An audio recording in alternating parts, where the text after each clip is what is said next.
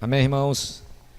Então hoje vamos dar continuidade ao nosso estudo, né? Hoje vamos falar sobre a igreja, né? E o título, para que a gente possa ficar assim norteado, é que a igreja é edificada pelo Senhor. Então a igreja, ela é edificada pelo Senhor. Então lá em Mateus capítulo 16, versículo 18. Mateus 16, 18. Senhor Jesus.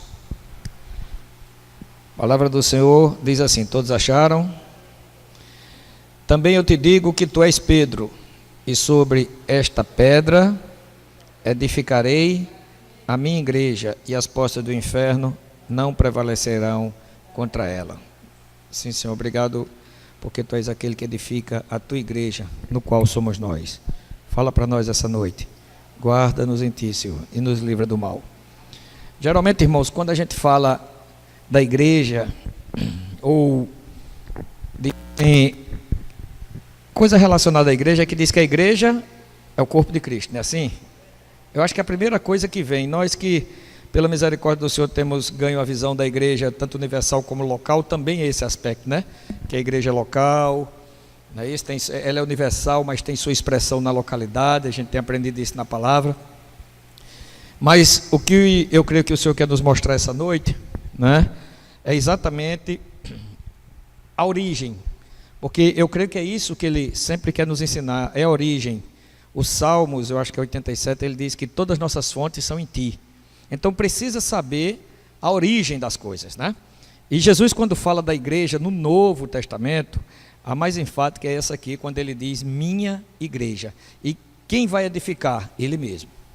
Então, ele diz assim, Pedro, esse é o texto, né, que a gente leu. Agora, o contexto é aquele que ele leva os discípulos para Cesareia, e lá pergunta quem ele é, e o povo diz que tu és isso, Moisés, Elias, Jeremias, algum dos profetas, né, e ele vai e especifica a pergunta, e vocês que andam comigo, quem eu sou? E ninguém falou, e o Senhor usa Pedro e diz que tu és o Cristo, o Filho do Deus vivo. E o Senhor diz, baseado nisso aí que tu falou, nessa revelação, é que eu vou edificar a minha igreja. Então, isso aqui nos leva logo para uma consciência de que a igreja tem um dono. E quem edifica é Ele. E Ele quer edificar com o quê? Os irmãos lembram de domingo? Ouro. Pronto, pedras preciosas. É isso que Ele quer edificar, né?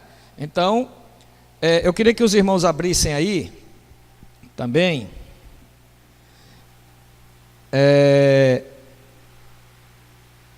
em 1 Coríntios capítulo 12, 27.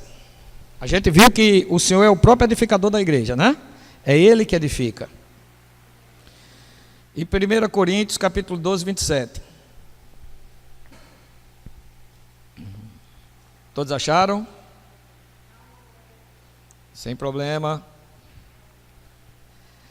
1 Coríntios 12, 27. Ora, vós sois corpo de Cristo, individualmente, membro desse corpo. Não é?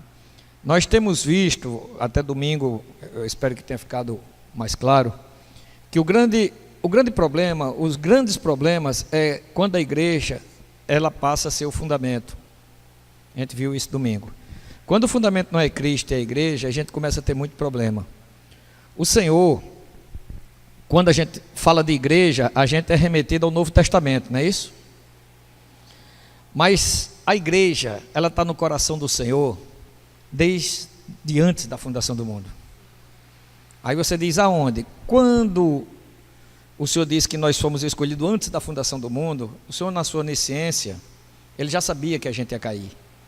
Ele já sabia qual era o modus operandi que tinha que ter para poder nos resgatar. E o Senhor começou a caminhar ali, antes da fundação do mundo. Ficou mais concreto no Éden, quando o irmão Adão e a irmã Eva pecou, né? E ali ele foi caminhando até chegar no Calvário. Quando a gente chega no livro de Êxodo, a gente não vai ter tempo de falar tanto hoje, a igreja, ela é falada em outro vocábulo lá. no hebraico, que significa assembleia. Isso aqui vai ser o dever de casa. Se vocês forem, né, para sua Bíblia em Êxodo, uma concordância bíblica e botar assembleia, você vai ver que tudo que o povo de Israel se reunia como assembleia tem tudo a ver com o que a igreja faz hoje. Então, a igreja é aquela forma com que o Senhor reúne os seus, onde os seus que estão nessa igreja entendem quem Ele é, permite-se ser edificado para poder ser a expressão, a luz e o sal nessa terra. Isso é a igreja. E a igreja, ela é composta de membros e não de parede.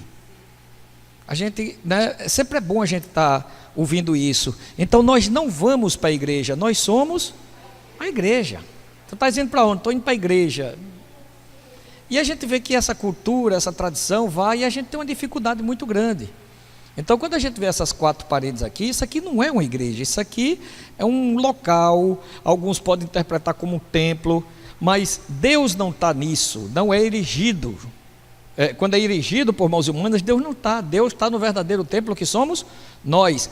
Muitas vezes a gente chega num canto desse, não é assim? Veja o que a queda fez com a gente. Então a gente vai e se benze, né? Por quê? Porque o lugar é santo. Mas o Senhor diz que é exatamente o contrário.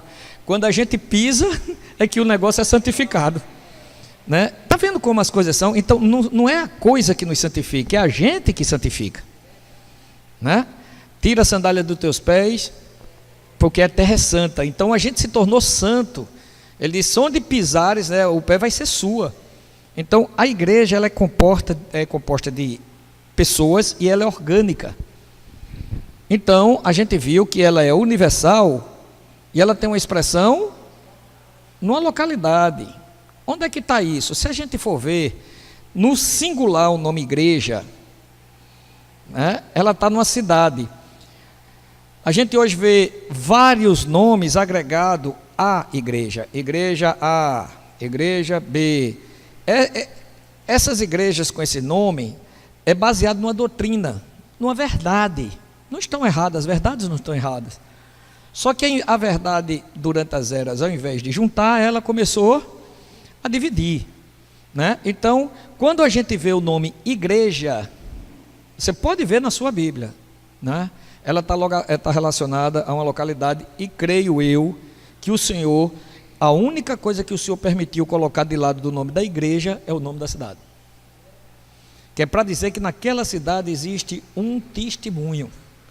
Existe um testemunho do partir do pão naquela cidade, onde todos naquela cidade são um para expressar esse Cristo. Permitir que ele edifique essa igreja dentro de Cabedelo. Não é essa igreja, é a igreja. Então quem é a igreja em Cabedelo? Todos os santos que receberam o Senhor dentro da cidade de Cabedelo. Então quando a gente vê o nome igreja, também vocês podem procurar, porque o intuito desse estudo não é dar de bandejinha, é dar o caminho e vocês na comunhão com o Senhor e tendo. Porque a gente está aqui estudando, dando as bases, né? Mostrando onde é que está as bases. Você vai ver, quando você vai ver a igreja, tá certo? As palavras que estão associadas com a igreja é fé, amor e todos os santos. Não tem como, sem fé, amor e todos os santos, existir igreja. Deu para entender? Só que a igreja, ela é um canal de Cristo. Ela é o corpo de Cristo, edificada pelo cabeça. Então, a gente viu, eu queria que os irmãos dessem uma ida também em Efésios. Vamos aqui dar uma chegadinha em Efésios.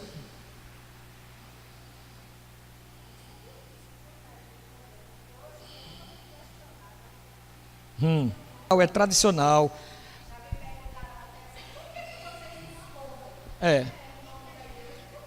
Como é o nome da sua igreja? A igreja, ela só tem uma identificação, que é numa localidade. Eu sou um com Cristo, universalmente com todos os santos, e com todos os santos o quê? Que já dormiram, tá certo? Os que estão vivos e os que ainda vão crer. Porque aos olhos do Senhor é assim. A gente aqui é temporal. Hebreus, a gente depois pode dar uma passada, se o Senhor permitir, diz que os irmãos que dormiram na fé, ainda não alcançaram a promessa porque está esperando por nós. Você está vendo que é o corpo? Não é porque os irmãos dormiram no Senhor que eles se desligaram do corpo. O sangue de Abel, mesmo morto ainda, fala. Fala de quê? Da justiça de Deus. Quando é que o sangue de Abel fala? É quando eu vou diante do Senhor, não com justiça própria, mas com a justiça dele. Que não foi assim que Abel foi? Baseado no que Deus fez? Porque ali está implícito. Por que Abel, o pastor, foi com sangue? Porque certamente a gente precisa entender o contexto do que o texto fala. Porque ele vem dizendo toda a história de Adão, e quando chega no capítulo 4, que vai falar de Abel e Caim, ele simplesmente diz que Abel agradou Deus, Abel e sua oferta. Porque a pessoa se torna a oferta, e Caim não agradou. E aí houve aquele problema e Caim o matou. Mas por que Abel chegou com um sacrifício que agradou a Deus e Caim não? Será que a gente estaria errado em dizer que havia comunhão com Adão, Eva, Caim, e Adão contou toda a história do que houve? Da desobediência? Será que isso é difícil de entender? Porque um filho, ele aprende pelo que ouve dos pais. Ele não ia chegar e dizer para agradar uma coisa a Deus se ele não tivesse uma consciência de um aprendizado. Então ele viu que quando Adão e Eva pecou, o Senhor sacrificou um cordeiro, porque na Bíblia lá ela diz que o Senhor vestiu de peles. Não está dizendo que o Senhor sacrificou, mas isso está implícito. Passou para pegar as peles e colocar em cima, teve que ter uma morte. Por quê? Porque o contexto diz que isso se ia tornar verdade em prática no Calvário. A terra foi, porque para não amaldiçoar a gente, né? Aí ele foi para a terra. Os irmãos estão entendendo? As irmãs?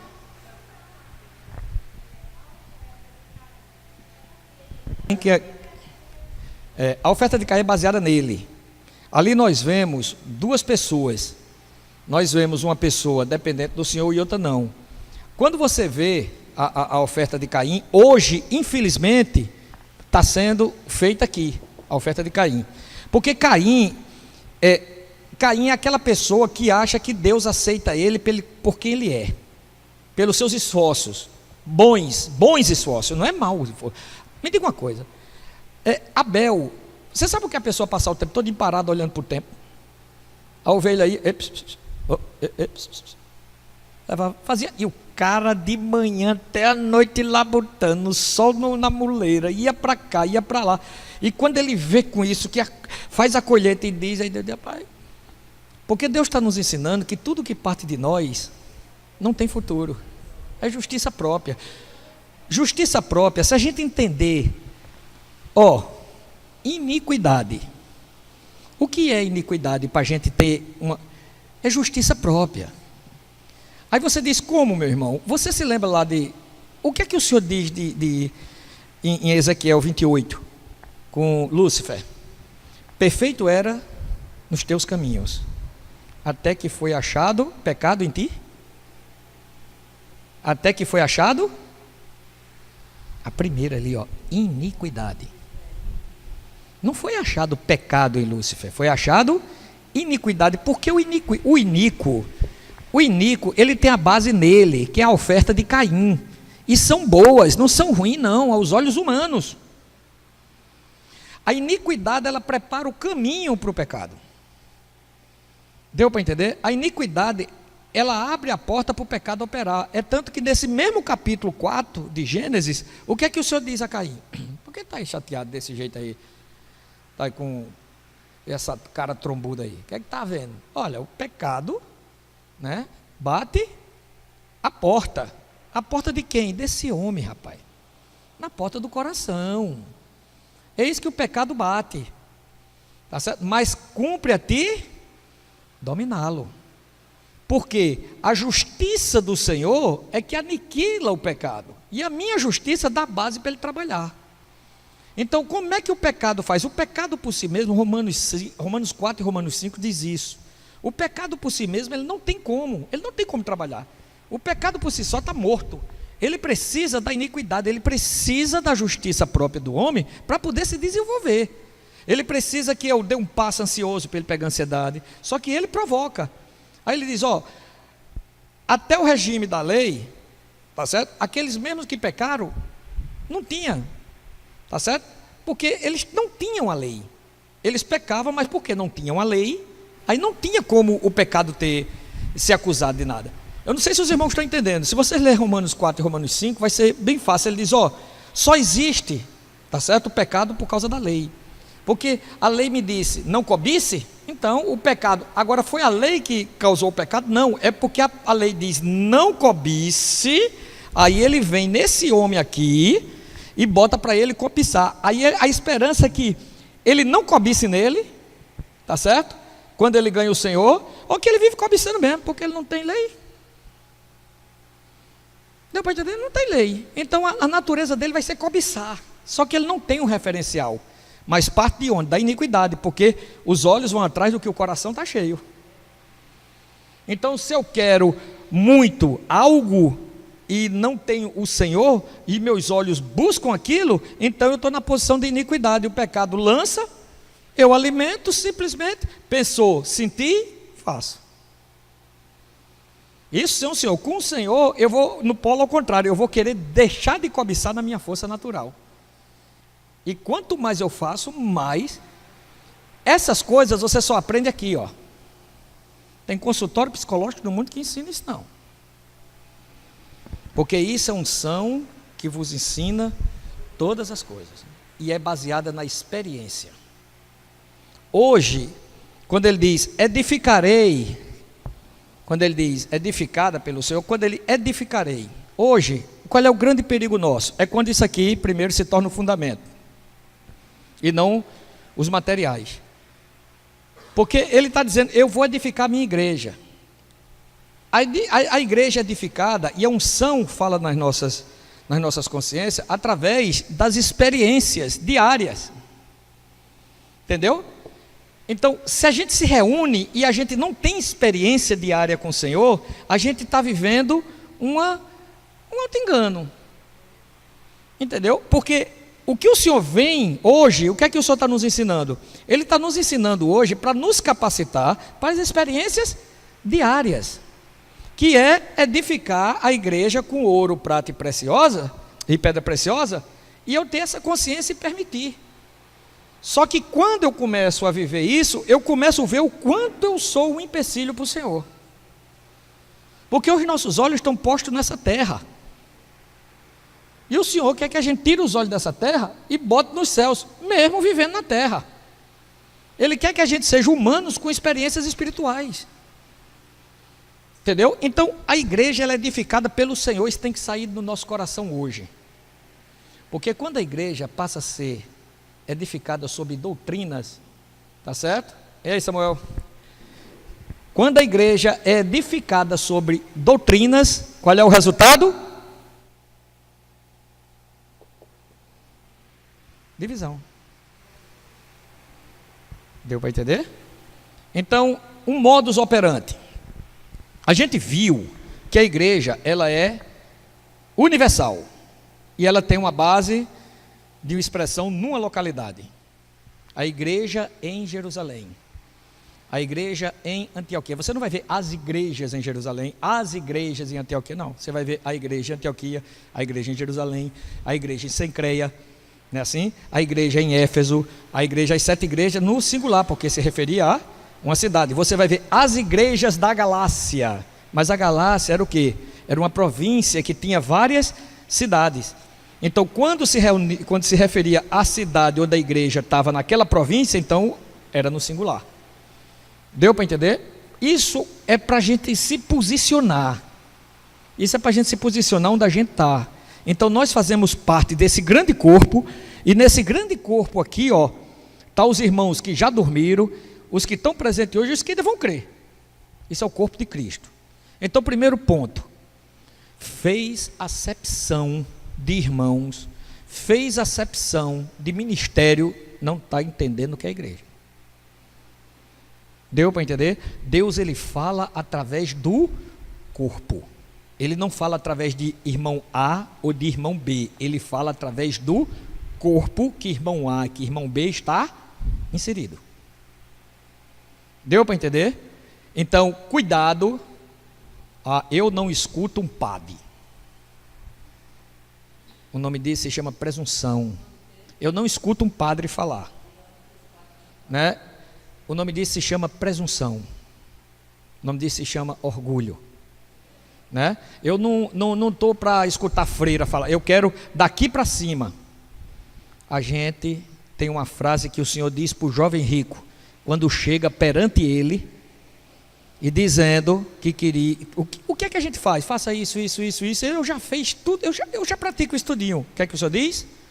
Uma coisa ainda te falta, e não brinque não, que pode ser um irmão desse, que você não quer ouvir, que vai ser o que vai lhe preencher. Portanto, quando eu olho os irmãos, eu tenho que olhar o Pai. Os meus irmãos, eles têm a mesma origem, o Pai. Se estão reunindo em lugar A, se estão reunindo em lugar B, foi o Senhor que permitiu e o Senhor que levou. Se eu não puder ajudar, por favor, não seja uma pedra de tropeço. Se eu não puder ser luz na comunhão, na ambiência, pedindo ao Senhor para chegar, e se houver qualquer retaliação, qualquer coisa, volte, espere no Senhor. Nós não somos o edifício, nós somos uma pedra do edifício, assim como os irmãos. Então, o que a gente tem que ver é que a nossa postura não é para agradar homens, a nossa postura é para agradar o Pai. Então, quando a gente agrada o Pai se dispensa dando encargos, responsabilidades. Porque vê que você pode receber uma revelação e não vai para o irmão para querer subjugá-lo, para querer enterrá-lo e não tirá-lo. Meu irmão, vamos aqui, vamos ter comunhão sobre esse assunto.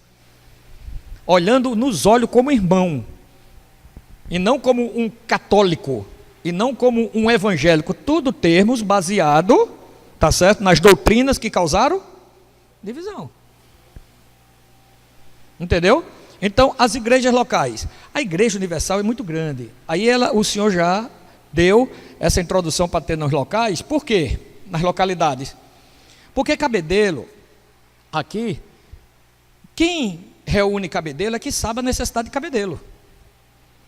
Não é verdade? Então, o que é que a gente tem que fazer? Procurar se ajudar. Procurar se ajudar. Ser luz e receber luz. Ter um coração de comunhão com os irmãos. Nós não vamos para a denominação, nós vamos nos encontrar com os irmãos, que é outro negócio que a gente tem que ter muito cuidado. Muito cuidado. Os irmãos da denominação, os irmãos não são da denominação, os irmãos são de Cristo. Eles estão reunindo numa denominação. Porque quando eu falo isso, eu saio do princípio da igreja e já sou uma denominação. Está entendendo como é que é? Porque a denominação, se ela não servir para levar a Deus, ela não está fazendo nada. Então o que é que a gente tem que sair daqui? É que os irmãos são nossos irmãos. Não, porque eu tenho uns irmãos que reúnem na denominação. Meu irmão, os irmãos reúnem no corpo de Cristo. Eles estão lá porque o Senhor colocou lá. Quem foi lá, ou foi ele que disse, eu vou reunir em tal lugar, foi assim? Estão lá porque o Senhor colocou. Aí o Senhor vai levantar ambiências, tá certo? Que é para mostrar, e o Senhor traz e leva para onde Ele quiser. Eu só preciso ser canal, eu não posso ser prosélito, eu não posso estar fazendo proselitismo. Eu ir pregar o Evangelho na intenção que Ele venha reunir aqui. Por que aqui? Se a cidade de Cabedelo é o corpo de Cristo local, eu tenho que ir com o coração que o Pai bote onde Ele achar conveniente. E eu posso estar para ajudá-lo, como receber ajuda. Eu não posso direcionar a Deus, eu vou para que o irmão venha para cá. A gente já se tornou uma divisão. Deu para entender? Porque o que a gente tem que levar os irmãos não é para a doutrina, é para Cristo. E em qualquer lugar que os irmãos estejam reunindo, se ele tiver essa consciência, o Senhor vai se dispensar. Como eu conheço muitos que não reúnem, infelizmente quando a gente fala assim, é para entender, não reunimos juntos exatamente por causa da geografia da coisa, mas tem irmãos que desfrutam do Senhor, que é uma beleza. E eu quero estar com esses irmãos.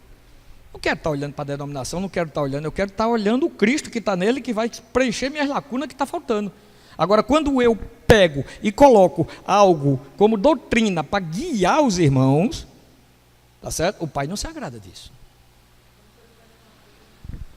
Exatamente. Então, você tem que seguir o que eu digo.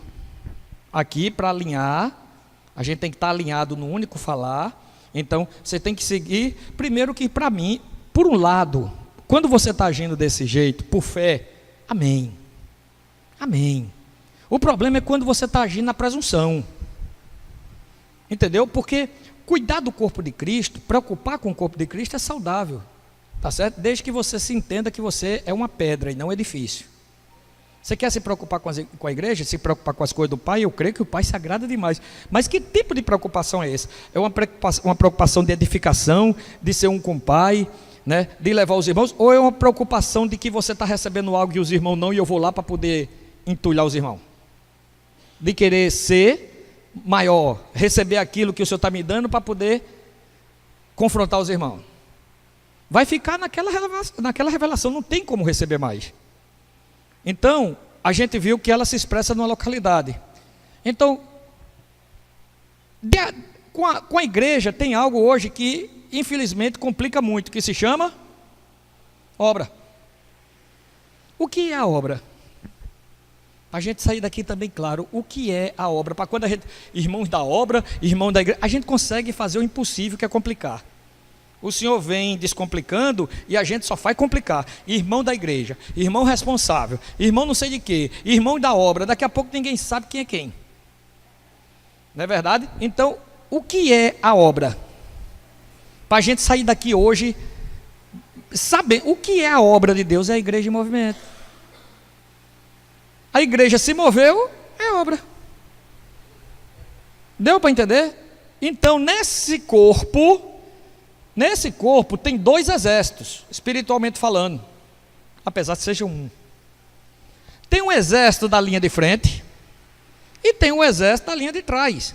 Está lá na experiência de Davi, de Ziglag, quando ele voltou, né, que aí um exército foi e o outro ficou tomando conta.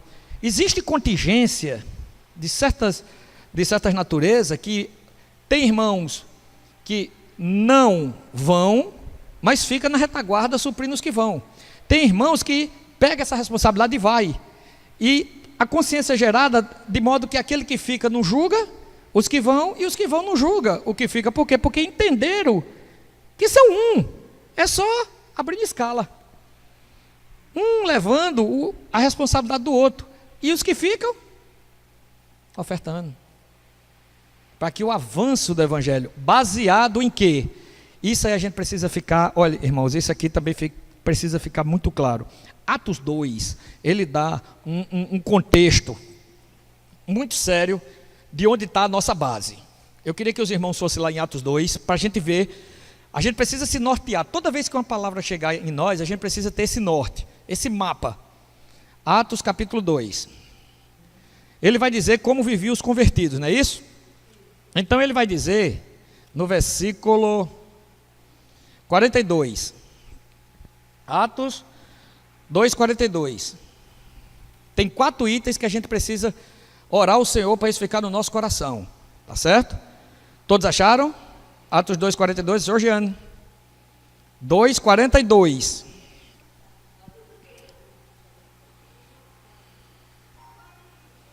Não, a gente vai esperar, não tem problema não. Atos capítulo 2. Atos. Isso. Achou? Atos 42, Atos 2:42. O que é que ele diz? E perseveravam na doutrina, primeiro ponto, doutrina dos, preste atenção, tá aonde? Plural. Não existe ensinamento do apóstolo. Deu para entender? É ensinamento dos apóstolos, porque os 12 formam uma unidade perfeita. Por que Deus escolheu 12? Porque 12 é a perfeição da perfeição. É uma unidade perfeita. Veja o caráter dos 12 e veja se eu e você não tem um pouco de Pedro, um pouco de Judas, um pouco... Cada um. Ali é a unidade perfeita. Por isso que é 12. Doutrina, o que é doutrina? É ensinamentos daqueles que aprenderam com o próprio. Eles não têm uma doutrina a parte do Senhor. A doutrina dele é o próprio Senhor. Então a gente precisa entender que está ligado na doutrina dos apóstolos, Depois a gente vai ver a questão dos apostolados com relação aos 12 e com relação hoje. Aqui eles tinham uma posição e uma função. Revelação com relação a tudo que é espiritual só foi dada a esses 12. Aos 12. Que depois veio Paulo, não é? Barnabé, que a Bíblia diz que era, e alguns encargos, alguns creem que Timóteo e Silvano também está escrito. E pronto, que é a economia neotestamentária de Deus. Essa revelação dada a esses homens é que hoje, como apóstolo, qualquer um de nós que apóstolo é enviado, quando é enviado para algum lugar, eu não tenho uma posição, eu tenho uma função para levar essa doutrina. Eu não tenho uma doutrina à parte disso para poder levar. Então nós somos a extensão desses 12. Paulo nunca se intitulou apóstolo. Paulo dizia Paulo, apóstolo. Ele nunca disse apóstolo Paulo. É Paulo, apóstolo. Porque ele era assim, como dos 12, ele veio depois, ele disse até mesmo, né, que nem merecia ser chamado. Então o Senhor deu a revelação a esses homens, tá certo? E incumbiu nós de levarmos a doutrina dos apóstolos, que a gente está vendo agora. Qual é o segundo ponto? Comunhão. Terceiro ponto, partir do pão. Você está vendo, tem tudo a ver com a base da... E isso é a base da igreja. Você está vendo como isso é simples? Às vezes a gente acha que você tem que, né? E é pirotecnia, é salamaleco, é festa. Olha o que é que o senhor está dizendo, qual é a base da igreja? Tudo que eu fizer, tudo que eu me portar, tudo que eu me dirigir, que não tiver aqui, tenha muito cuidado. Pode ser tudo, menos igreja. Porque ele deixou e é o que usa isso para edificar a sua igreja. Portanto, quando a igreja está na base da localidade, que foi estabelecida porque alguém veio com o ministério, né, nesse princípio aqui, tá certo? Do Senhor, ele pode nem estar nesse princípio, mas o Senhor estabeleceu a igreja em Cabedelo. Então nós nos reunimos. Na igreja, como ela cresceu muito, vamos falar da igreja do Brasil, né? As igrejas no Brasil, porque Brasil como é um país, as igrejas, né? Então o que é que acontece? Qual seria a metodologia para a gente não bater tanto de cabeça? Isso a gente até já falou para os irmãos. Não é inverter a ordem das coisas. Nós temos uma obra que ele divide em regiões. Concorda comigo? Então, o Senhor levanta irmãos, né, para ser de tempo integral, para ser esses homens dons junto conosco para levar o evangelho aonde não foi ainda estabelecido a mesa do Senhor, o partir do pão. Não precisa? Não tem que ter? Não é verdade? Então nós temos que ser um com esses irmãos. Com esses irmãos. Não é com irmãos 2, 3, 4. É os irmãos que o Senhor nos comissionar. Porque o evangelho é para o corpo. É o corpo que tem a responsabilidade e o encargo de levar. Então, digamos que na nossa experiência, o Brasil, dividido em regiões, alguns irmãos ficaram responsáveis por essas regiões. O que é que ele está dizendo? Que tem um ensinamento e tem uma coisa chamada comunhão. Alguém já disse, eu acho muito bíblico, que as igrejas locais, o governo de Deus nas igrejas locais está em cima dos ombros dos presbíteros. Em cima dos ombros dos presbíteros. O governo de Deus na localidade está no ombro dos presbíteros. Não é do presbítero, é dos presbíteros. Do colégio, que ali compõe e tem a mesma visão, que se deixam ser edificados para poder edificar no Senhor. Então, o que é que acontece? A realidade de Cabedelo, quem sabe é Cabedelo. Não tem. É os presbíteros. Então, quando se reúne a igreja, se reúne, começa a se movimentar, surge a obra. Então, né, precisamos ganhar a África.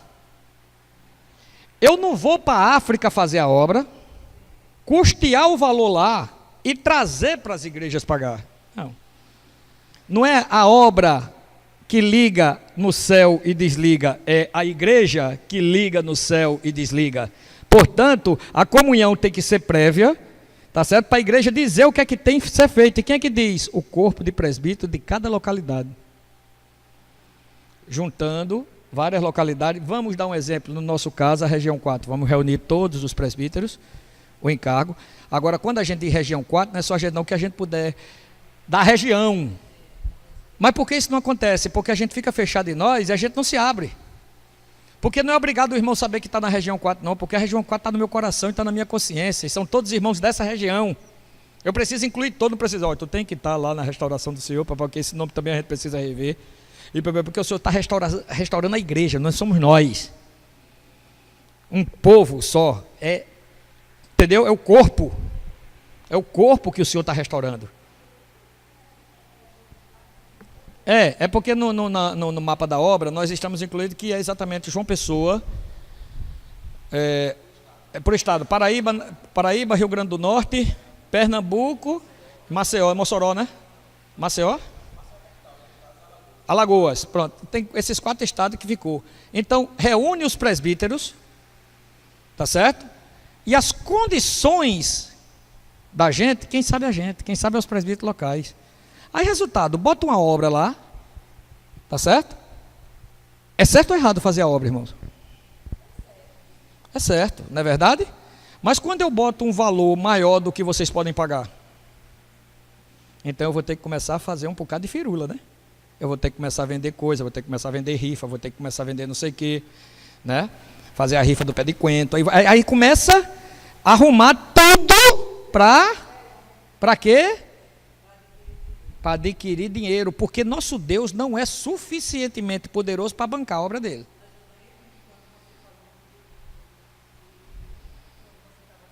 Senhor, não leve nada. Faltou alguma coisa? O grande problema é que Deus levanta, mas o que falta é a consciência de quem eu sou.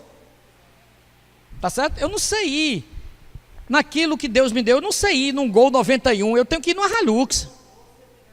Está entendendo? Porque o terreno é muito acidentado. Meu irmão, a bênção é com o que tem. Então, quem não tem a consciência de que o Senhor está dando, como é aquele ditado do pote, não pegue na rodilha. Então, o grande problema é que não é na coisa errada, é na coisa certa. Então, a gente distribui aqui e chega ali em Cabedelo sem ter comunhão, baseado no certo, estabelece. Pessoal, a gente comprou um ônibus, custou 30 mil e a gente tem que apurar. O povo não está pagando nem as contas dele. Está entendendo como é que é? Está me entendendo como é que é?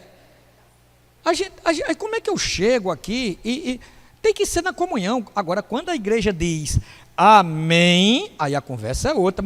Até a coisa é diferente. Você sai cheio, né? Porque você não está só. Agora, eu pegar um encargo, trazer para os irmãos, baseado no certo, e se os irmãos não fizer, eu começar a me queixar?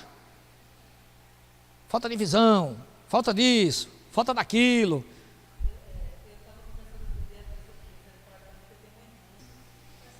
Então, a igreja, ela se move baseada no doutrina dos apóstolos. O que é que a doutrina dos apóstolos fala, irmãos? O que eles aprenderam. Eles aprenderam com a pessoa viva. É só você ler Pedro nas cartas e ver Pedro nos evangelhos. 2 pessoas totalmente diferentes. Você vê Paulo em 1 Coríntios e vê Paulo outro, parece que são 2 pessoas totalmente diferentes.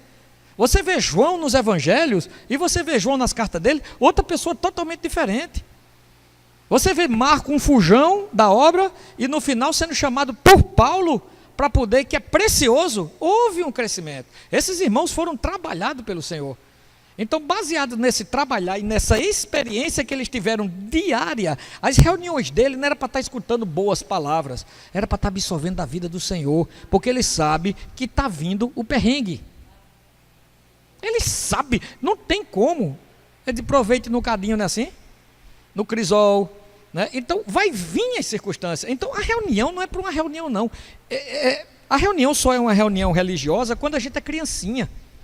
Quando a gente chega, senta aqui, né? Pega sua cadeirinha, né? Mas quando o cara vai crescendo, não precisa mais de regra. Quando Cristo é minha vida, eu não preciso mais de regra. Eu preciso de regra enquanto o Senhor não é minha vida. Eu preciso da lei enquanto o Senhor na minha vida. Mas quando a gente cresce, amadurece, conscientemente de quem Ele é, que a igreja é dele e quem edifica é Ele, a primeira coisa, antes de falar de corpo, antes de falar de tudo, a igreja eu é que vou edificar, não é você. Então não adianta você querer chegar para mim com um carro todo limpo. Você não adianta chegar para mim com um carro limpo, que isso não vai me agradar. Porque você ainda não entendeu que não é o que você é, não é o que você faz, é quem você é. Lá no Éden entrou algo na sua natureza. Essa natureza fez uma pessoa como Caim agir cheio de boa vontade, agir cheio de boas intenções, mas que a origem não era a vida, a origem era o conhecimento, e eu não aceito.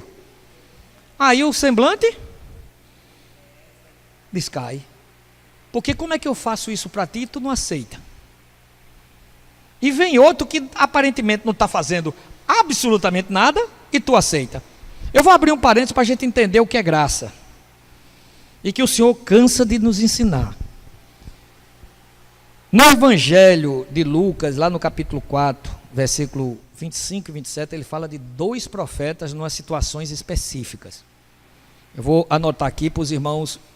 Lucas 4, 25 a 27. Ele vai falar de Elias e Eliseu. O que isso tem a ver? Respondendo, talvez você entenda mais Caim e Abel agora, Jane. Já entendeu, né? Mas vai reforçar mais. Por exemplo, quando Jesus chegou nesse contexto, é que não foi bem recebido. Não foi bem recebido, porque um profeta não tem honra em casa. A familiaridade e a intimidade, apesar de ser uma coisa muito parecida, mas é totalmente diferente. A familiaridade com Jesus, tá certo? Fez eles se escandalizarem com o maravilhoso. Que maravilha é essa? E todos se escandalizavam. Como é que uma maravilha escandaliza? Por quê? Porque a familiaridade, ela banaliza o encontro. Eu já conheço. Eu não tenho muito de tanner. A intimidade é o contrário. A intimidade pega a pessoa, traz para dentro do coração e torna novo o encontro a cada vez. A intimidade faz isso. E isso em todos os polos. Principalmente com o Senhor. Então, a familiaridade com Jesus fez que quando ele entrou naquela sinagoga que falou, o que foi que aconteceu? Gente, a palavra diz que eles se deliciavam, que eles estavam maravilhados, mas daqui a pouco vem a familiaridade. Isso não é José, filho de José, filho de Maria, e os irmãos dele não sei. Aí começa, de onde vem isso? Ele não falou, obrigado meu irmão, ele não frequentando nenhuma universidade hebraica, como diz nosso irmão Caio Fábio, não frequentou nada disso, simplesmente viveu ali. Quando chegou com 30 anos ali, completou os 30 anos que a lei dizia que só podia exercer o ministério depois de 30 anos de idade, porque a gente precisa também entender isso, que abriu a boca, pronto, escandalizou o povo. Aí ele vai pegar para aquele povo judeu, dono da lei, muitas vezes o princípio de Caim, que faz tudo para Deus, o oráculo de Deus na terra, aquela coisa. Ele diz: olha, no tempo de Elias, tinha muitas viúvas na terra, assim ó, mas é interessante que ele só foi numa casa de uma viúva de Sarepta, uma pagã e um gentil que adorava Baal. Baal era o deus da fertilidade e da chuva. Por isso que Deus mandou Elias para Agabe, que quando se casou com Jezabel, que era adorador, ele se transformou e fez coisa pior no reino, como a palavra diz, né? E ele adorava demais a Baal, via Jezabel também. Aí o Senhor mandou 3 anos e meio de seca para mandar Baal voltar a chuva. Foi 3 anos e meio. Até hoje, né, a gente sabe que só voltou quando Elias ordenou novamente. Então, aí ele chega e diz: aquelas viúvas daquela época, judias, necessitadas, tudo com fome, uma escassez grande, e Elias não foi na casa de nenhuma judia, do povo que tinha a lei, que frequentava os judeus, mas foi na casa de uma pagã adoradora de Baal, de uma geração adoradora de Baal. Porque essa pagã, essa gentia, foi aceita? Porque ela confiou no Senhor. Ela tinha uma oferta que deu, que era a sustentação dela, somente. Foi o que Elias disse, né? Faz, não, o que eu tenho é para mim e para meu filho, a gente vai comer e vai morrer. Ele disse, não, faz o pedaço para mim, me dá. O que foi que ela fez? Toma. Ela reconhecia que Elias era um homem de Deus. E ali o Senhor não deixou isso no contexto da sinagoga que ele está falando para esse povo, porque ele está trazendo um contexto lá de trás para aquela atualidade, para abrir os olhos daquele povo, para entender o que é graça. Porque a graça no coração da familiaridade só serve se vier de longe. Quem está dentro não é graça, graça tem que vir de longe. No quintal da gente, no terraço da gente, não é graça, porque tem a familiaridade. Eu já conheço, também não é assim não. Mas menino, não é assim não. E é. Aí, eles já ficaram, quer dizer que as viúvas que esperam no Senhor, que crê no Senhor, não receberam nada, e uma gente, porque ela confiou. E a gente vai entender isso lá em Romanos, que aqueles que esperavam mediante a lei não obtiveram, e aqueles que foram por meio da fé obtiveram. Você lembra que a gente leu? Aí, mais na frente ele vai dizer, também não tem só Elias, não, tem Eliseu. Aí eles ficaram logo atravessados assim por Senhor, né? Que foi, Eliseu é pior. Porque Eliseu chegou e disse o quê? No contexto de Eliseu, nenhum, tá certo? Tinha muitos leprosos naquela época, muitos leprosos. A lepra era uma doença geral. Agora ela era mais especificada quando ela pegava mesmo os ossos que saía caindo. Mas ela tinha várias manifestações, em Levítico 13 vai mostrar várias manifestações da lepra. Uma delas era exatamente a pior, que era hoje conhecida como hanseníase, né? Mas que hoje, graças ao Senhor, tem controle, até para pegar é difícil. Aí, no caso, ele chega e diz, nenhum leproso foi curado, a não ser Naamã, o sírio. Sabe quem era a Síria? A Síria, entenda a Síria entre padrões como o Estado Islâmico hoje. O Estado Islâmico que faz as aberrações, assim, vamos supor, entra no Israel matando todo mundo e tira. Vamos dar um exemplo, fazer essa comparação. O Estado Islâmico entra lá e acaba com tudo em Israel e leva cativo o povo. Era o que acontecia com Naamã lá naquela época. Mas Jesus foi para onde? Para o sírio, que hoje o Estado... Se Jesus viesse hoje, vamos dar um exemplo, e fosse para o Estado Islâmico, ia escandalizar muita gente. Porque ele queria que destruísse o Estado Islâmico, e ele não, ele ia lá para salvar. Ele ia dizer o quanto amava eles. Foi o que fez com Naamã. Né? Então ele não viria destruir o Estado Islâmico. No caso, vocês não estão entendendo essa comparação? Se Jesus viesse hoje, então por quê? Porque ele chegou e disse, um terrorista, a menina que deu o recado lá, a patroa, era uma cativa de Israel, que eles entraram em Israel e cativaram e levaram. A menina disse, 5 anos, se eu não me engano, eu não me lembro lá, é uma mocinha que estava lá e disse, se ele soubesse, se o meu patrão soubesse que o profeta de Deus está lá em Israel, ele iria lá e ele curaria.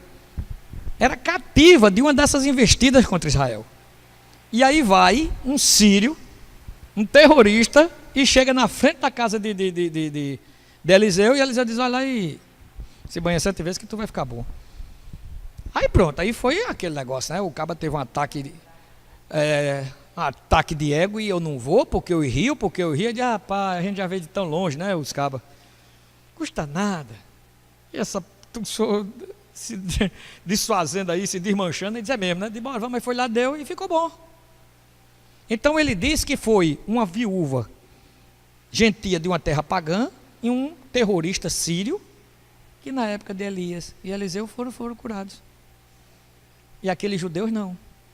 Isso é um parênteses do que a graça faz através da igreja, o que a gente está para fazer hoje. Essa leitura do Senhor. Quando a igreja começa a departamentalizar, quando a igreja começa a sectarizar, quando a igreja começa a dizer que só funciona assim, é complicado. A gente só tem que beber e comer do Senhor. Está na doutrina dos apóstolos. 14 cartas está lá. Os evangelhos estão lá. Né? A parte que as cartas de Pedro estão lá. A palavra como um todo, porque a doutrina dele estão baseada no próprio Senhor. Comunhão. Fez fora da comunhão, não tem base de sustentação. Partir do pão. Como foi que esses homens morreram? Porque eles tinham uma comunhão. Eles, com exceção de João, a morte desses irmãos foram terríveis. A morte é porque eles partiram-se pelo próximo, em nome do Senhor e pelo Senhor. Houve um partir. Quando ele diz o partir do pão, é o estabelecimento da mesa do Senhor em cada cidade, baseado nesse ensinamento. Mas a gente tem aprendido que a prática disso é eu partir-me, eu dar-me, como o Senhor deu. E aí eu sou sustentado pelas orações. Pedro ia ser partido naquele dia, em prol do testemunho, porque olha, não fala mais no nome de Jesus. Ele disse, vou falar, porque importa obedecer a ele do que aos homens. Aí vou prender ele, né? O Herodes prendeu para no outro dia de manhãzinha cedo soltar, para poder dar um caldo nele, né? Mandar matar. E Pedro ia ser partido pelo nome do Senhor. 16 guardas tomando conta, né? Lá da entrada. E a Bíblia diz que a igreja estava em incessante por ele. Não era a hora dele ser partido, precisava ainda muita coisa. E o Senhor foi lá e tirou. Então, existe um contexto dessa igreja que a gente costuma muito dizer para consciência primitiva. Eles foram arrancados, sabe? Separados. E eles entenderam isso. Homens que dizem assim, olha, eu não tenho uma vida preciosa para mim mesmo, contanto que eu complete a carreira que o Senhor me comissionou. Combati o bom combate, completei a carreira, guardei a fé, já a coroa da justiça está preparada. Né? E o justo juiz vai me dar, não só a mim, mas a todos quanto amam a sua vinda. Então a gente começa a ver que existe um falar, existe um testemunho, existe uma conduta, existe uma atitude desse povo aqui que vivia essa igreja. Esse povo não estava preocupado com obra, não.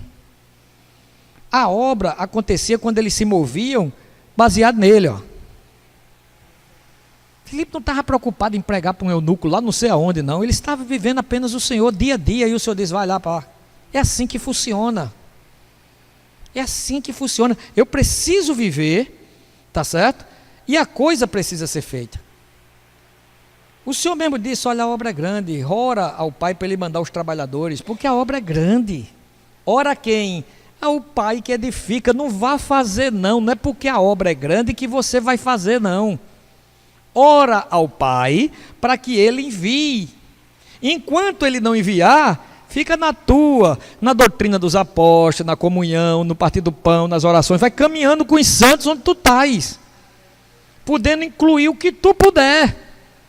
Agora só não faça, né, a insanidade de querer fazer a obra de Deus, porque o grande problema é quando o homem quer fazer a obra de Deus. Porque para um homem fazer a obra de Deus, ele não entende que Deus tem que primeiro fazer a obra dele nele. Entendeu? Aí o cara acha que pode fazer a obra de Deus sem Deus fazer a obra dele. Só que a obra de Deus é feita, é paradoxal e ao mesmo tempo, duas coisas acontecendo ao mesmo tempo, que tem até um nomezinho, né? Como é que se diz? Simultâneo. Eu estou sendo trabalhado, a obra de Deus feita em mim, e eu fazendo a obra de Deus nele. Deu para entender? Não é eu ficar aqui, aí Deus, me trabalha, passa um ano, passa dois, para depois, e até pode, porque se a gente for ver a história do apóstolo Paulo, né, do Paulo apóstolo, olha o erro, tá vendo? Se a gente for ver do irmão Paulo, ele passou um tempo, separado mesmo, para depois vir para Antioquia, né? Mas ali a gente vê que a gente vai tendo as experiências, o Senhor vai esmagando a gente, crucificando a gente, e a obra está sendo feita daquela fonte. Os irmãos estão entendendo? Não é uma questão de eu fazer algo para Deus, porque quando a origem em mim, aí eu caio na iniquidade, e o princípio é Caim. Aí eu caio em Mateus 7, Senhor, a gente não curou, a gente não fez, a gente não aconteceu. O que é que ele diz? Apartai-vos de mim, vós que cometeis pecado, é isso que ele diz? O que é que ele diz? Apartai-vos de mim, vós que praticais. Por que ele não diz pecado? Porque está feito na justiça própria, a oferta de Caim, não é igreja. Tudo que parte em nós não é igreja, por melhor que seja. Você pode ver aí as coisas mais lindas do mundo, não teve a fonte do Senhor, a justiça do Senhor não é igreja. O irmão Otmani, ele diz, e eu creio nesse falar dele, ele diz que pode se reunir 1.500 pessoas num lugar e não ser igreja. Porque o problema está na fonte, eu preciso entender de onde está vindo disso aqui, ó. A Bíblia é muito certa, Atos dos Apóstolos é o início da igreja eclésia, do radical eclésia separados, que a gente viu que já vem lá do coração de Deus. Teve uma manifestação em Êxodo, era um povo separado, tinha que estar diferente, as assembleias eram diferentes, tinha que ter os sacrifícios, tudo o Senhor já fez. Quando foi com a igreja, ele veio para dentro de nós, porque o ato lá ainda era exterior. Ele vinha, aqui é dentro. Então não tem como. Então, quer ver uma coisa que o Senhor fica triste é quando eu quero fazer as coisas para Ele. Em mim. Usando o que Ele me dá. Porque Ele me dá o dom para eu perguntar a Ele quando uso, como é que é. Tu estás entendendo? É como o Senhor chegar aqui e dar uma chave de um caça desse mais moderno a você. Toma aqui a chave, sei lá, o botão. Papá, e você? Não, eu sei. Sabe não. Se você não for fazer um curso... Se você não for fazer não é assim que funciona? Se você não fizer o preparativo para você, daqui que você vai entrar naquela nave para tirar ela, para começo de assunto, daqui que você entre na cabine dela já vai um bocado de tempo, porque você tem que ir para simulador, você tem que aprender a fazer tudo lá de fora, porque isso numa de carro. Não é assim? Hoje está assim. Não é assim não, você não entrar, não vamos para um jato não, que é muito, vamos para uma autoescola? Se matricule numa escola, é quase um ano para você dirigir um carro. E você acha que com as coisas espirituais é diferente, é? Então, às vezes, o Senhor quer entregar algo muito grande a gente, mas Ele precisa nos trabalhar. Ele vai trabalhando, mas por que devagar, irmão? Porque Ele sabe que a gente é pó. Se Ele aumentar um pouquinho, Ele destrói a gente. Ele sabe como a gente é. Exatamente para que não me ensoberbecesse. Terceiro céu, você sabe o que é você ver o plano de Deus? Tu sabe o que é o cara ver o plano de Deus? Eu já descia de lá contando a todo mundo. Não é assim? Fui arrebatado e Deus me disse isso. Não é assim? 14 anos. Rapaz, não é brincadeira não. E ele, a consciência vem, eu acho aquilo a coisa mais linda, rapaz. Você vai ver um processo que a gente já tem visto: consciência, boa vontade e prazer. Aquilo é o mapa. Ele primeiro não tem a consciência porque vem um ataque. Aí primeiro a gente vai se defender, né? Aí o Senhor disse: minha graça te basta. Aí produziu a consciência. Aí ele disse: então o Senhor precisa disso para poder me aniquilar. Olha a consciência. Então de boa vontade vou ser um contigo, Senhor. Mas o espinhozinho estava lá. E a Bíblia diz que é o mensageiro de Satanás. Complicado. Mas ali, aquilo ele já botou a cabeça do irmão acima do inimigo. Mas estava lá. Você não vê mais Paulo orando para o espinho sair. E você não vê mais o espinho dominando Paulo. Mas o espinho estava lá. Porque aí ele completa dizendo: para que não me ensoberbecesse. Exatamente. Porque a gente, irmãos, olha, a gente não tem ideia do que está dentro de nós, não. Do que está dentro de nós. A gente não tem ideia. A gente não tem ideia. Exatamente, por isso ninguém aguenta. Às vezes chega os profetas, eis que o Senhor está te dando, não precisa não. Não, o Senhor está dizendo para mim que basta hoje, o mal de hoje. O amanhã Ele vai trazer o cuidado. Eu não quero saber o que, é que vai acontecer amanhã, não. Eu não quero, eu quero viver o hoje. Eu tenho dificuldade para aprender o hoje. O Senhor chega e diz: amanhã trará os seus cuidados. Coisa linda, quando chegar amanhã o Senhor vai trazer os cuidados. Aí a palavra Apocalipse 10:10 diz que na boca é uma maravilha. Palavra na boca, mas deixa chegar no estômago, para tu ver uma coisa. Chegar no estômago, aí você vai ver quando o bicho começa a processar. O Senhor trará os cuidados do amanhã. Deus proverá. Mas quando é amanhã que eu acordo, que boto e não vejo ainda a coisa do jeito que eu acho que tem que ser, ou que tem que, porque não tenho ainda naquele aspecto os olhos do Pai. Aí começa a ficar o quê? Angustiado, triste. Por quê? Porque a coisa só funciona se for desse jeito. E o Senhor está dizendo que tu está indo bom de errado. A mesma coisa vai funcionar totalmente ao contrário do que tu está pensando, e muito melhor do que se fosse desse jeito teu. Só que a gente nessa área, a gente está sendo ganho. Experiência diária, a gente está sendo ganho. Porque o Senhor está, entendeu? O Senhor está pegando a gente, e botando assim, eu lhe fiz assim, a queda fez assim. Aí eu estou pegando você agora, só que assim, raiz de terra seca, está arrancando tudo. Devagarzinho, né? Então, eu queria ler um texto para a gente até mesmo finalizar. de Ezequiel, capítulo 34. Quando o fundamento da igreja não é Cristo, e quando a igreja não é edificada no Senhor, quando ela não tem essa consciência que quem edifica ela é o próprio Senhor, então corre Ezequiel 34. Alguém uma vez disse que nos seminários deveria ter uma cadeira só sobre esse capítulo, e eu acho a coisa mais certa do mundo, viu? Pense num capítulo que tem que ser ruminado. Ezequiel 34, ele está dizendo o seguinte: a gente viu, eu estou procurando ser o mais prático possível, irmão, porque a gente sabe, ele tem aprendido que Efésios diz que ele deu apóstolos, profetas, evangelistas, pastores e mestres para o aperfeiçoamento dos santos, né, para o aperfeiçoamento do corpo de Cristo. Existem esses homens sim, mas esses homens têm uma base. Esses homens têm uma comunhão, esses homens têm uma fonte, eles sabem que ele não é a coisa em si mesmo. Eles sabem. E aí, quando a igreja, quando os homens perdem essa visão do edificar sobre a rocha, sobre o próprio Senhor, que vai vir ventos, vai vir, e não cai, porque foi edificada sobre a rocha. E quem foi que edificou sobre a rocha? A própria rocha. Não é isso? Quando chega em Coríntios, ele dá alguns pontos antes da gente ler isso aqui. Ele diz assim, isso aconteceu com eles e foi aviso para que não aconteça com vocês. Lá em 1 Coríntios capítulo 10. Preste atenção, cuidado com a cobiça.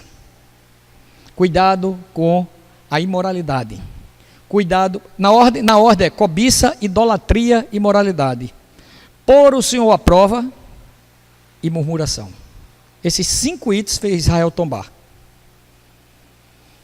Então, cobiça, começa a cobiçar as coisas boas, tá certo? Cai na idolatria, tá certo? Cai na imoralidade, porque isso é um abismo chamando outro abismo. Cai na murmuração, nos conceitos contra o Senhor. É logo depois, porque ele diz assim que eles, como foi que eu falei agora a sequência? Cobiça, vamos lá de novo, idolatria, imoralidade, não tentar o Senhor e murmuração. Provérbio 19, você vai ver que diz assim, a estutícia do homem faz ele desviar o caminho, mas é o Senhor que ele culpa. O que acontece é que o inimigo trabalha lançando conceitos na nossa cabeça totalmente errados da pessoa do Senhor. É assim que Deus disse? Ele sempre vem, né? Você está filha de Deus, por que tu está passando isso? Tu é um cara que serve o Senhor esse tempo todinho, Deus permitiu que teu pé foi cortado? Dá para entender? Um bocado de conceito baseado no certo ou errado, dentro de um texto fora do contexto. E alguém já foi muito feliz quando disse que quando um texto fora do contexto é pretexto para heresia, é a coisa mais certa do mundo. Porque não faz a leitura do todo, faz a leitura do...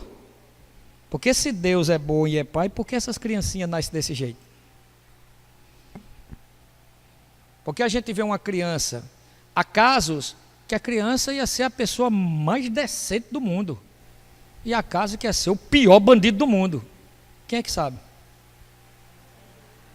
Meu irmão, não entre nessa seara não. Nós não somos juízes não, nós somos cooperadores.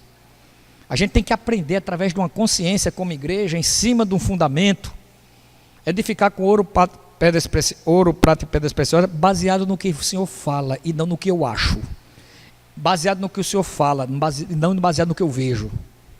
Porque se a gente for viver baseado no que eu acho, baseado no que eu sei, baseado no que eu vejo, pode ter certeza que a gente apostata da fé. Lá em Timóteo ele está dizendo que muitos apostatarão. Aquele radical apostar é guardar-se de, abandonar isso é apostatar da fé. Então, quando a gente não vive no que o Senhor diz, que é a única coisa que é a nossa luz para mostrar a realidade como é, e Deus muitas vezes não vai tirar, e pai, tu vai fazer o quê? A minha graça te basta. Mas como é isso, pai? Eu vou estar com você, não vale? Eu às vezes não vou tirar o problema. tá certo? Mas você vai ter uma coisa que você nunca teve, é olhar para o problema sem ele lhe fazer mal, porque eu vou estar lhe segurando nos braços. E a gente não entende isso, porque a gente só é feliz se Deus tirar. E a gente não entende que Deus quer levar o nível das águas. Deu para entender? Ele quer nos tornar filhos libertos, que não temem a morte, né? Não ama a própria vida. Nele, porque qualquer um de nós, a primeira coisa, chegar o cabo dar um grito aí, a gente corre tudo lá para dentro. Não é assim? Mas nele não, nele é diferente, porque começa a gerar uma consciência que é para isso que eu vim. É para isso que eu estou aqui. Eu não estou para aqui para me proteger, mas é o que eu mais faço. Mas aí o Senhor está, e é nessas experiências diárias que a gente vai aprendendo. E dói, irmãos, os irmãos sabem que dói. Se permitir, dói. Dói. Dói de você já estar sem chorar. Eu não sei se os irmãos já tiveram essa experiência de estar sendo o Senhor moendo mesmo, e você não está só com aquela angústia de chorar, você não está chorando, mas quando você percebe, a lágrima está descendo. Mas você não está chorando, não. Você está sendo tão moído, você está tão ali trabalhado pelo Senhor, dentro do limite que Ele sabe que você aguenta, que quando você se pega, está a lágrima caindo aqui do olho aqui de lado. Isso é o ser natural morrendo e não quer morrer, mas ele vai morrer. Entendeu? Então, quando eu não tenho essa visão, quando o Filho de Deus é chamado para a obra, para a igreja se movimentar como obra, ou fazer tudo aquilo como fonte nele, então olha que coisa, e o Senhor já sabia. Não, Ezequiel 34. 34, achou? Ezequiel 34.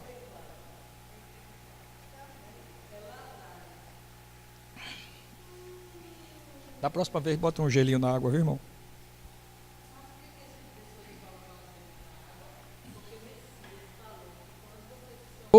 Infiéis de Israel. Aqui a gente vai ver um princípio, irmãos. Ele está falando para Israel, mas vamos ver se isso acontece nos dias de hoje. Veio a mim a palavra do Senhor dizendo: Filho do homem, profetiza contra os pastores de Israel. Profetiza e diz-lhes: Assim diz o Senhor Deus: Ai dos pastores de Israel, que se apacentam a si mesmo. Não apacentarão os pastores as ovelhas? Ele fez uma pergunta. Qual é a função de um pastor? Se você for para pastorear aqui, no original, você vai ver o que é. Guardar, proteger do ataque do inimigo, levar para pastos, fazer o que Davi fazia. E o que o próprio Senhor faz conosco hoje, né? Olha o que é que ele está dizendo que esses pastores fazem. Que o Senhor nos livre. Comeis a gordura, vestivos da lã e degolais o cevado, mas não apacentais as ovelhas. A fraca não fortaleceste, a doente não curaste, a quebrada não ligaste, a desgarrada não tornaste a trazer, e a perdida não buscaste, mas dominais sobre elas com rigor e dureza. Assim se espalharam por não haver pastor, e se tornaram pastos para todas as feras do campo. As minhas ovelhas, olha, acho lindo isso, viu? As minhas ovelhas, certo? Mesmo em todos esses estados, a ovelha é do Senhor, andam desgarradas por todos os montes e por todo o elevado outeiro. As minhas ovelhas andam espalhadas por toda a terra, sem haver quem as procure ou quem as busque. Deu para entender qual é a função de um pastor? Deu para entender? Pastor não é para ficar sentado esperando a ovelha vir. Pastor é para ir atrás da desgarrada. Pastor, sabe o que ele faz? Ele fortalece. Ele vai cuidar da doente. É o que diz aqui no versículo 4. Ó. Vai ligar. Tá certo? Vai fazer tudo que esse contexto está dizendo aqui. Aí ele diz: tão certo como eu vivo. Aí não, no 7. Portanto, ó pastores, ouvi a palavra do Senhor. Tão certo como eu vivo, diz o Senhor Deus, visto que as minhas ovelhas foram entregues à rapina e se tornaram pasto para todas as feras do campo, por não haver pastor, e que meus pastores, você está vendo que o cabo, por mais ruim que é, não deixou de ser dele, Meus pastores, tá certo? Não procuram as minhas ovelhas, pois se apacentam a si mesmo e não apacentam as minhas ovelhas. Portanto, ó pastores, ouvi a palavra do Senhor. Assim diz o Senhor Deus: eis que estou contra os pastores e deles demandarei as minhas ovelhas. Sabe o que o Senhor vai fazer?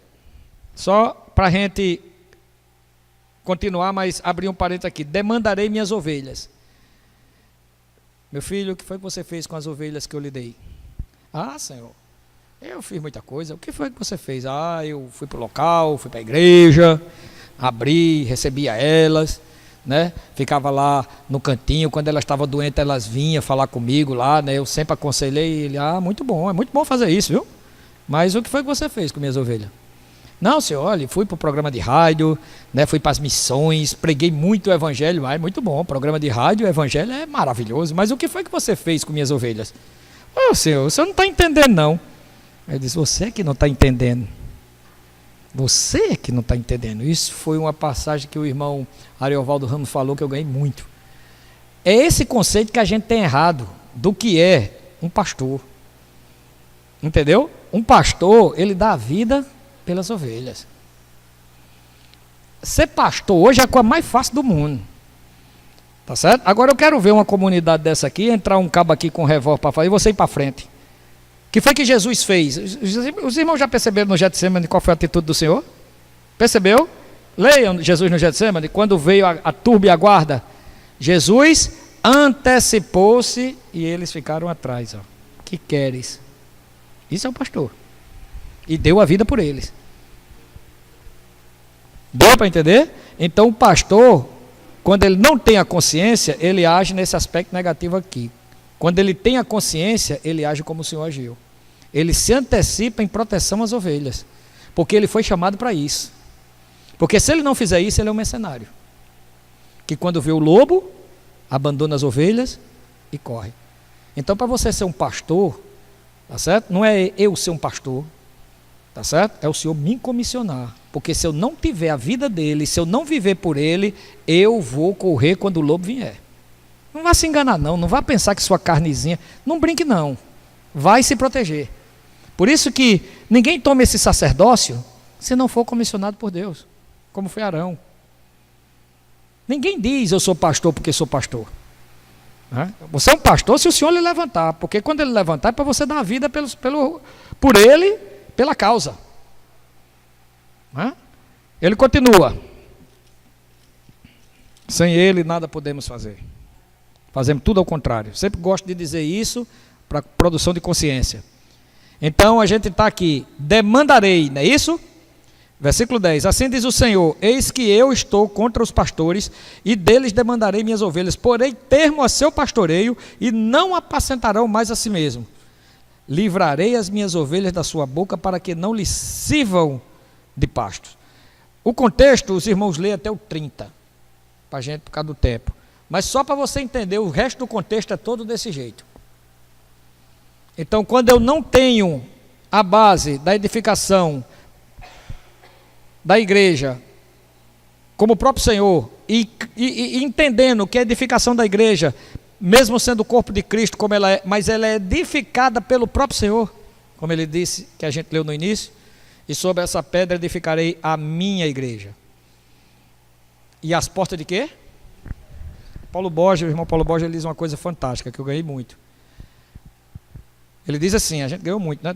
Lembra desse ponto, né? Que ele diz assim, e as portas do inferno não prevalecerão contra ela. Onde é que é para a igreja estar hoje nessa terra? Quando você lê Jesus dizendo assim, as portas do inferno não prevalecerão contra a minha igreja. O que ligares na terra e o que desligarem. Então ele está falando que existe, a gente não está falando daquele inferno pós da morte. Aquele inferno pós da morte chegou lá, não sai mais. Tem um abismo, Lucas 16 vai explicar. O que ele está dizendo é que existe um inferno nessa terra. O inferno da droga, o inferno da prostituição, o inferno do adultério, o inferno das famílias. Então a igreja, quando ele fala desse contexto, tem que estar onde? A igreja é a única que entra no inferno e sai. entendeu?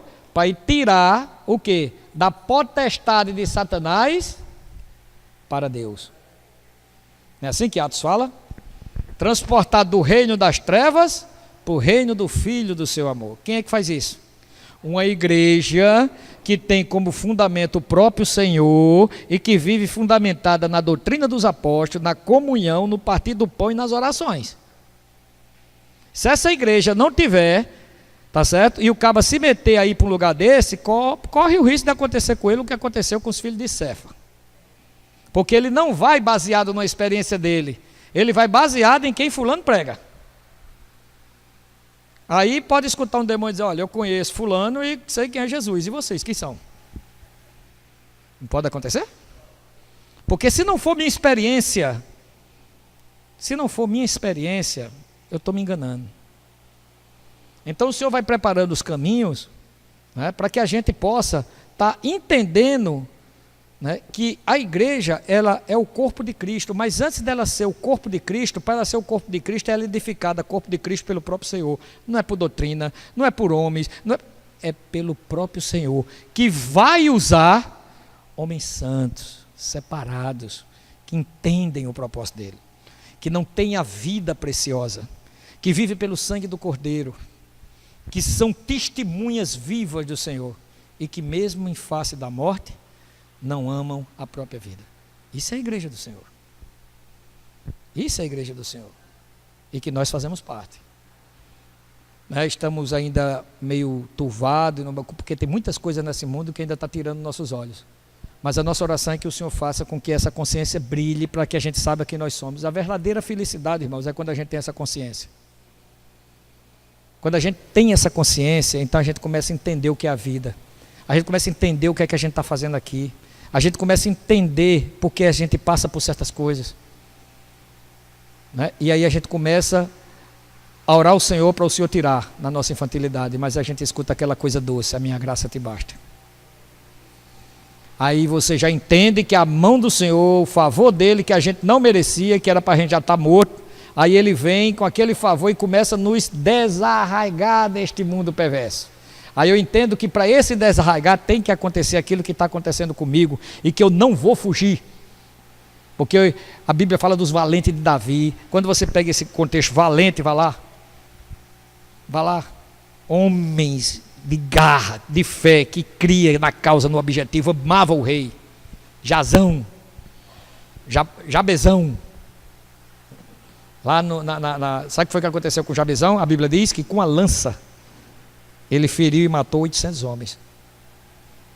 Ele vai falar de Eleazar, que lutou, que a espada grudou na mão, que depois que ele terminou, a espada estava grudada na mão. E aí o irmão Ed, ele diz uma coisa maravilhosa, ele fala como é que essa espada grudou na mão, que até ontem, eu escutando isso, eu não sabia, mas ele disse, irmãos, como é que essa espada grudou na mão? Ele não tinha tempo, devido ao perigo diante dele, de estar olhando, está sangrando e está doendo. O negócio que estava vindo era maior. Então ele só estava e matou, não me lembro agora a quantidade, mas foi gente, viu? E aí começou a cair o couro, começou a sangrar muito, o sangue coagulou e aí grudou na mão dele. Ele disse, o problema deve ter sido a dor para depois tirar a espada da mão dele. E mais 3, não me lembro 3, mais servos de Davi, que Davi estava lá em Adulão, na caverna de Adulão, e disse, rapaz, eu estou com a vontade de tomar uma água lá do poço de Jerusalém, lá dentro. Aquela água é demais. Os cabas, tá bom. Saíram por ali, passaram pelo acampamento, porque Jerusalém estava sitiada pelo exército filisteu. Passaram por meio do acampamento. São os valentes, né? Diga-se, são uns cabas arrochados. Passaram pelo meio, sem dar um pio. Ninguém foi lá, encheu a água e trouxe para Davi, sem Davi nem saber. Davi não tomou a água porque era água a preço de vida. Olha que rei fantástico. Não tomou, viu, mas não tomou por causa... Eles arriscaram a vida, mas o que a gente precisa entender é essa valentia, dessa adoração contemplativa que esses homens tinham de Davi. E Davi a gente sabe que é um tipo de Cristo que a gente precisa ter com esse Senhor. Quando precisa é obediência, quando não precisa é adoração. Entendeu? Então a gente olha assim e diz, rapaz, a gente precisa ser assim com o Senhor. A gente precisa ser assim com Ele. Porque Ele não é assim conosco? Né? Então quando a gente está nessa reunião escutando, é maravilhoso, a gente absorve, mas parece que quando a gente levanta dessa cadeira aqui, não precisa nem chegar na porta, mas já começa a se dispersar, né? Parece que a coisa, né? Porque aí as coisas do dia a dia vêm, e a gente começa a ter uma facilidade de tirar o foco desse Senhor e ficar contemplando as coisas do dia a dia, que é o que o inimigo quer, tirar o foco. Se ele tirou o foco, a gente começa a valorizar aquilo que não tem valor. Amém.